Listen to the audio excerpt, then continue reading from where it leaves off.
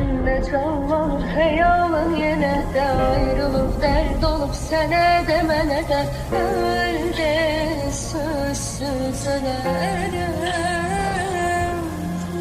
Ağlama ağlama yazar seviner, anam eşi de gel büyüsüner. Ağlama bu hasretin karşılığına.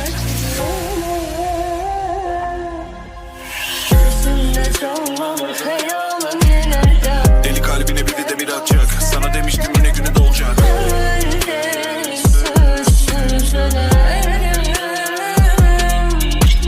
Çek derdi ve unut dedim. Belli ki sen daha çok delirmedin. Kesmedim umudum gelir dedim. Ezberledim yolları konum nedir. Bütün bu dostlarım evleniyor. Sayende her gece demleniyorum. Çekili saç değil inan bana gülüm, ama acım bile hayatıma renk veriyor. Bulutlar dolarsa yağışlar yağacak, gözümün yaşından korkakta doyacağım. Kavuşmasak seninle bir gün. Bulutlar dolarsa yağışlar yağacak, gözümün yaşından korkakta doyacağım. Kavuşmasak seninle bir gün.